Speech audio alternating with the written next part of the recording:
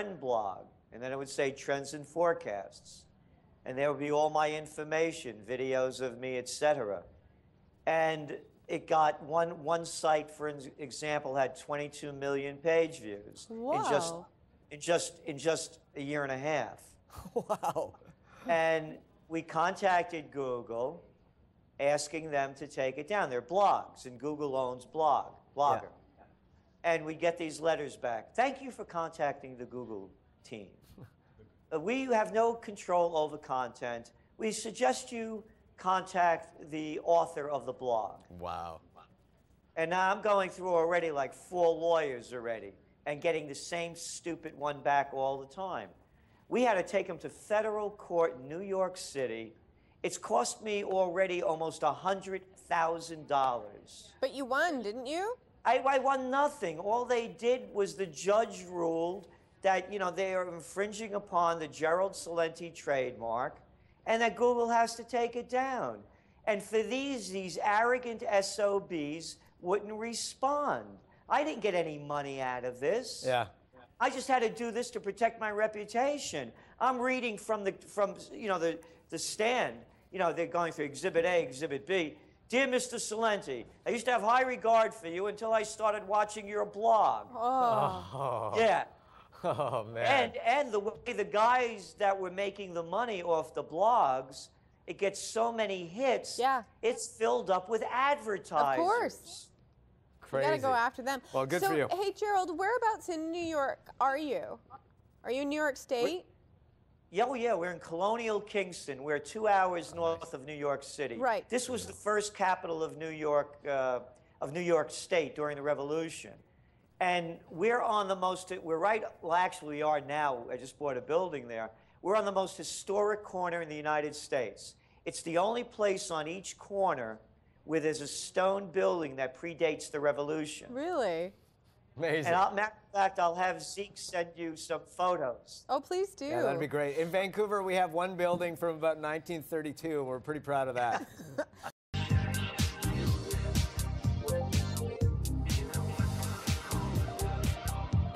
Welcome back to the show, everyone. Well, we fell in love with him last time we met him, so we needed to have him back. He is the top trends researcher in the world. I know. Gerald Celente is joining us via Skype from New York. How are you, Gerald?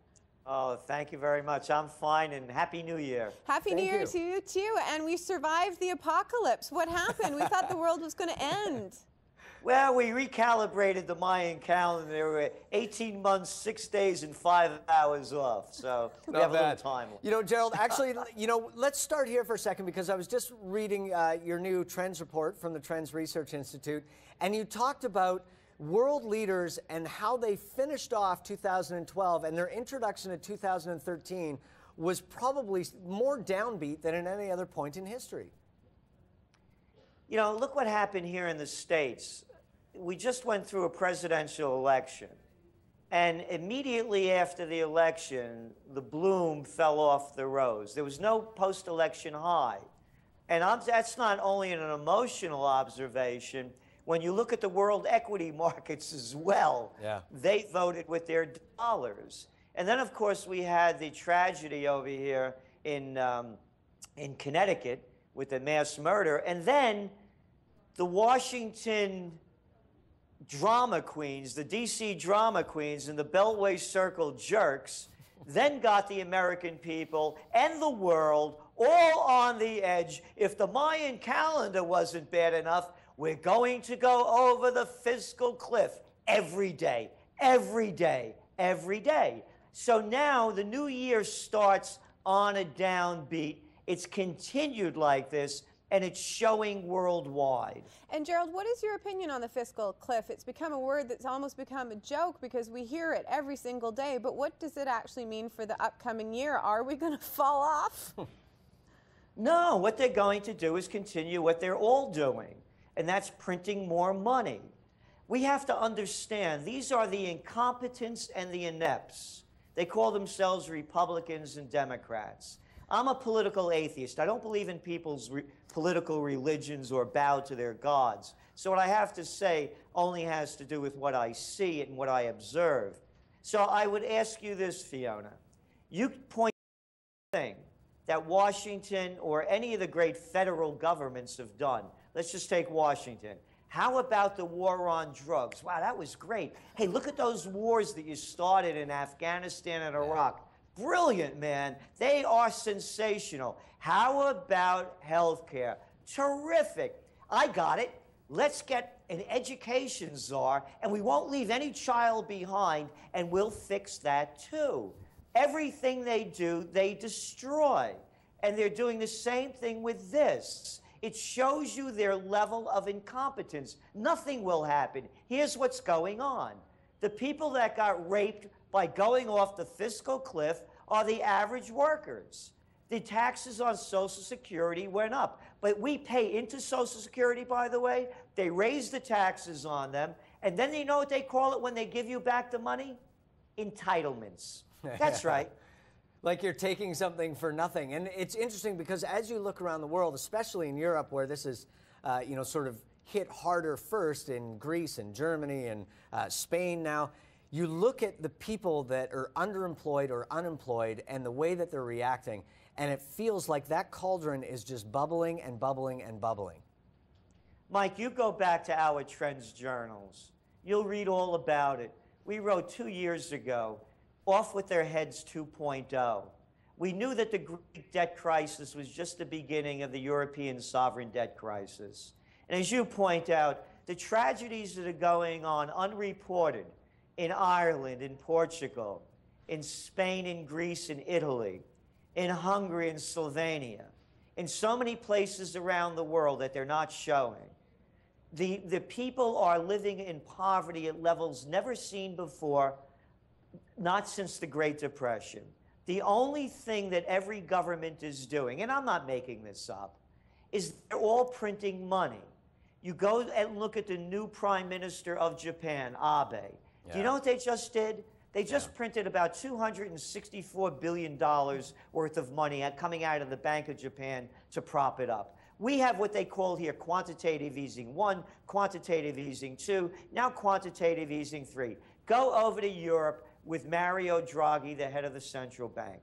They have different names for it. Last year it was long-term refinancing operations, LTHRO. This year we'll make up a new term, we'll call it OMT, ongoing monetary transactions. They're all printing money, the Chinese as well. This thing is collapsing. The only way they're holding it up is by lowering interest rates to record lows, flooding the market with cheap money, and it makes it look like everything keeps going. Now, Gerald, as the world's #1 trend forecaster, you're always coining terms, and there's one that really captured our attention. We've heard of Generation X, Generation Y. Who is Generation F? It's us. If you were born between 1980 and roughly 2000, you're F'd. What does that actually mean? I mean, in terms of a trend, this generation faces obstacles in a future that's pretty bleak. I mean, it's very uncertain. This is the first time in polling, in modern polling in America, where current generations feel that their future will be worse than the generations before them. This was the land of home. This was the land of opportunity. And not only in the United States, worldwide. Mike, you were mentioning Greece and Spain and Portugal. You're looking at an unemployment rate in Italy and Ireland, when you put it together, of that Generation F, you're looking at over 50%. Yeah. Come back here to the States. Kids are getting degrees in worthlessness, college degrees in worthlessness. They're in $80,000, $90,000, $120,000 in debt. I'm not making this up. On average, it's $30,000, and that's low. They're getting out. They can't get jobs. You don't and again, these are figures. The figures show that 50% of the ones that are lucky enough to get jobs, they're earning high school graduation level employment. Wow. They are at wages that cannot sustain their living. That's what's going on. And when you look at the jobs being created, they're being created in the healthcare sector. You have home health aides, a very important job, but pays no money. As a matter of fact, in America, they even refuse to pay home health aides that are taking care of your mother or father, somebody, an invalid, They won't even pay them minimum wage. They are not even obligated to pay the minimum wage. And then the other jobs are waiters, waitresses. They call it the hospitality sector, making somebody's bed at a hotel. So they're not getting paid anything. We've talked about some stuff that probably scares people. Are there some positive trends, Gerald? Please say yes. Something good we can attach ourselves to? There's something great, something like no one's ever seen before. Send $29.95 to Trends. Yes. Go back to the Black Plague. Things are black. It was something like 60% of the people in Europe were decimated from the Black Plague. What followed? A renaissance. Yeah. It was an awakening. It was a realization that what we're doing now isn't as good as the way it was going on in the past, a rebirth. Ali Romana e alla antica, in the manner of the Romans and the ancients, are what they said to describe the quality of their work. I believe we are on the cusp of the Renaissance. That Generation F, by the way, they're the ones I believe that are going to lead it. They're not stupid. They know what's going down. They see the story. You're seeing it with new homesteading going on here in the States. They're going into these derelict cities, and they're rediscovering them and building them back. They're putting in urban gardening. The whole buy local thing is exploding. I believe we are on the cusp of a great change. Something happened. It's another trend, by the way, and you'll be getting the whole Trends report in about a week, of the Great Awakening that happened in America prior to the Revolutionary War.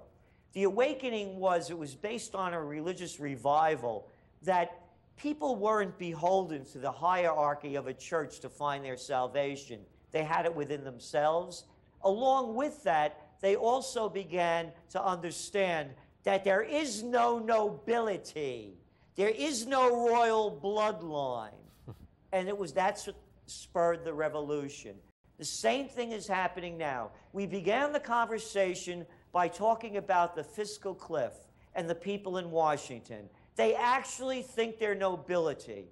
I'm not making this up. Yeah. Go around the world. Every time one of these two-bit leaders show up, we'll call them names. Prime ministers, chancellors, and presidents. They got a bunch of flunkies standing next to them. They call them honor guards. These cats are dressed up in military uniforms or costumes from 100 years ago, and there are hundreds of them. And they roll out red carpets. They think they're the nobility.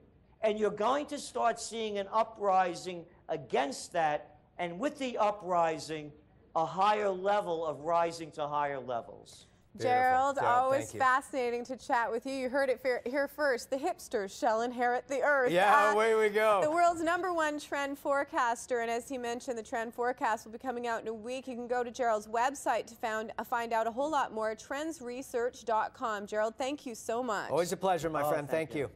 We're going to take a break, and when we return, we're going to be telling you how plants can help you live longer and better. Don't go away. And not that kind of plant, actually. No, that helps too. Thank you, Gerald. That was great.